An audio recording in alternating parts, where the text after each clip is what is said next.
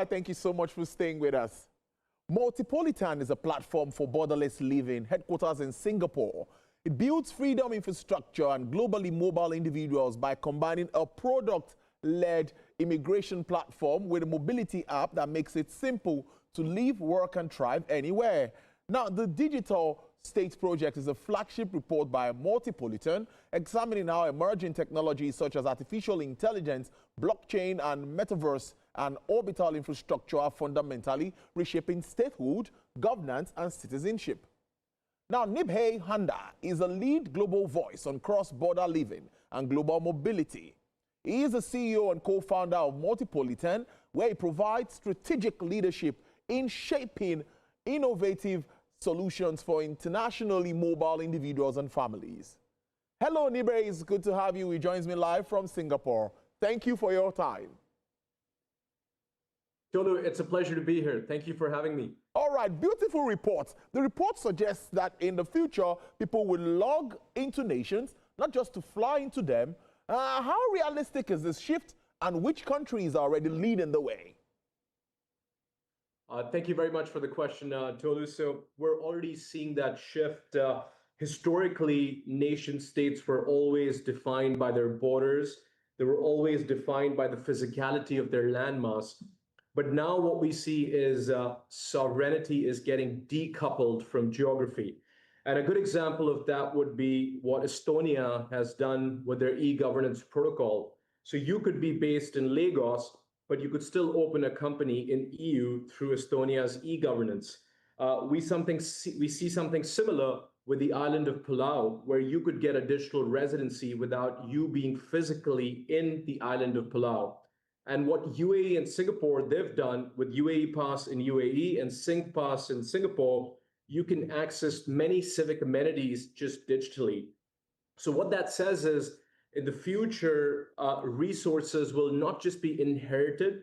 The new metrics of national appeal would be digital infrastructure, fiscal neutrality, and without bringing people physically into your country, you could still have a lot of citizens around the world who can use your e-governance protocols as they are using it in Estonia and Palau.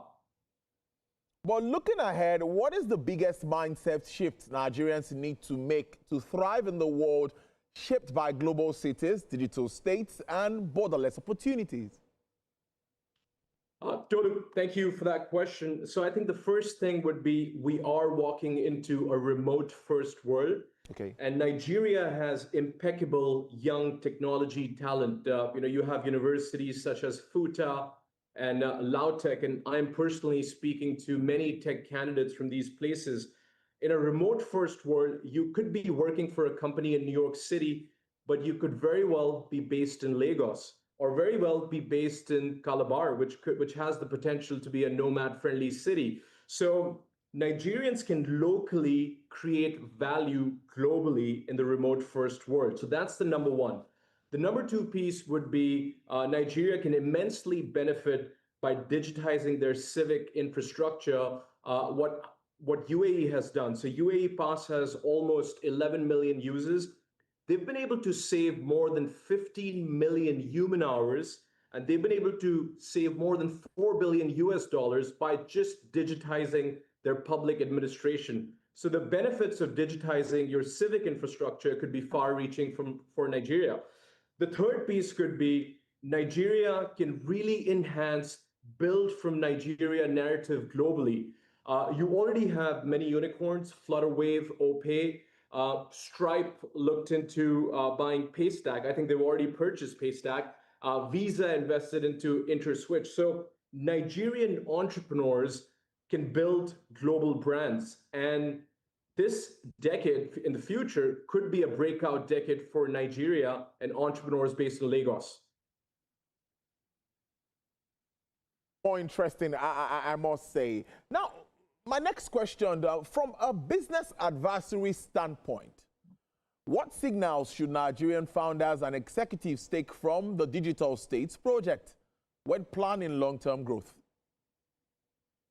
Great question, Tolu. So one of the things that we see is if you look at the Nigerian population, more than 50 million adults in Nigeria, they don't have access to a bank account. So if Nigeria can embrace stable coins or digital assets, that can really become a lifeline for the unbankable. The second piece that we could take Yeah. away from the digital state project is Who is coming from? many people in Nigeria, they do not have IDs, which is called the NIN. Nigeria can create blockchain-based digital identity protocols that Palau has created, which are cost-effective and very transparent. And as a result of that, provide digital IDs to millions of people, making public administration a lot easier. And the third piece that Nigeria could possibly benefit from, it already has immense entrepreneurial gravity, but can it reduce friction for entrepreneurs to come and build from Lagos? So things like how soon can you open a company bank account in Lagos? How soon can you set up a company in Lagos? Friction is a form of entrepreneurial tax. So can Nigeria eradicate friction and make its cities more founder friendly? I think these are the three things that possibly could be used in Nigeria from Digital State Project. Now, countries like Ukraine and Palau are already experimenting with digital citizenship and e-residency. Let me say, what lessons do you think Nigerian policymakers and institutions should be paying attention to with regards to this development? I think they should pay attention to it. In Ukraine, a lot of the developments have come at the back of wartime stress. So they don't have too many human hands to handle public administration. So they are moving towards something which we call it as the agentic state. And what agentic state means is that AI is not just the enabler, it is essentially the executor. So adversities can sometimes create beautiful things. And the track that Ukraine has gone on by digitizing many of their government departments is an example to the world. The second piece, now Palau is a small island. It doesn't have many natural resources, but in the digital first world, it can still attract many, many entrepreneurs from around the world. So if you look at the Palau residency, which is based on root name system RNS, it has more than 3,000 residents, and these people are not necessarily living in Palau. So Nigeria could also possibly look at e-governance protocols, make use of its robust free zone infrastructure, its constitution. For example, Calabar has a free zone which was established in 1992 and attract global entrepreneurs and bring them to use Nigerian e-governance to build their businesses. So that is another aspect that Nigeria can look at. What it could possibly look at Estonia towards is Estonia's X-Road. So what that means is in Estonia, different institutions are able to exchange information. So if you change your housing address, your bank would know, your hospital would know, your school would know. It's called the once only principle. So just looking at the protocols Estonia has built, what Palau has built, and what Ukraine is doing, the entire world can learn from these small places and the systems that they're building in this age. Now, from your perspective again, how does global mobility intersect with economic resilience? Very good question. So would you invest in your entire wealth into one stock? You wouldn't, right? So we say the same thing to entrepreneurs. Would you keep only one residency in this volatile world, right? Seeking an alternative residence is a great means to hedge your overall sovereign risk and build resilience. So entrepreneurs should open up companies in different parts of the world, get access to different jurisdictions. That's number one.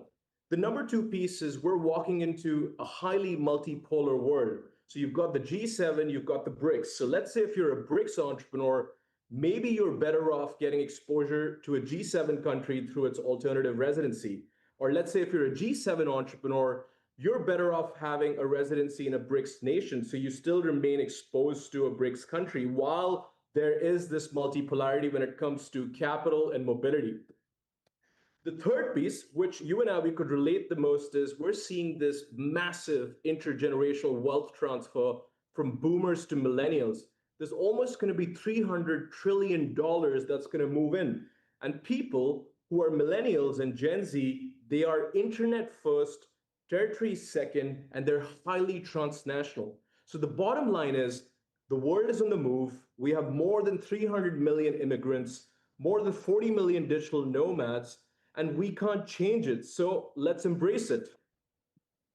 Finally, before I let you go, because for young Nigerians who are navigating through inflation, currency volatility, limited local opportunities, what would you say this means for them? The reports and, of course, e-residency platform. Well, it could be something very interesting. As I said, in a location-independent world, even if Nigerian entrepreneurs go out and build businesses globally, they can still hire highly talented young people back in Nigeria, right? So Nigerian entrepreneurs on the move will also benefit Nigeria because of that.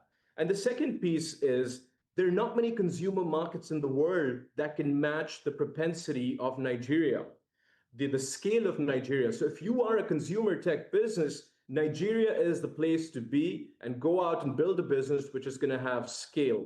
So to global entrepreneurs seeking an alternative residence, a great way to build resilience, but Nigerian entrepreneurs going out and building businesses can also benefit Nigeria in a remote first world where they can employ young talent, young technology talent that is graduating from places like FUTA and Lautech and employ them. And as I said, a place like Calabar has huge potential to be a city which is extremely nomad friendly on a global scale. To live it. We'll keep a tab. What more should we be expecting for Multipolitan as we move in 2026? Let's wrap up with that. So, Tolu, we've got lots coming. We'll be launching our second report, which is The Future is On Chain, which speaks about stable coins and cryptocurrencies. And then we're coming up with our Nomad-Friendly Cities Index. And as I said, we are evaluating a couple of cities in Nigeria who could fit the bill for that. So there are going to be some amazing research coming out, and we will keep you posted. All right, then I must thank you so much. Nirbhay Handa is a co-founder and CEO of Multipolitan. He joined us live from Singapore. Thank you so much, and do enjoy the rest of your day. Thank you, Tolu, for having me. Chat soon. All right, then. Great stuff.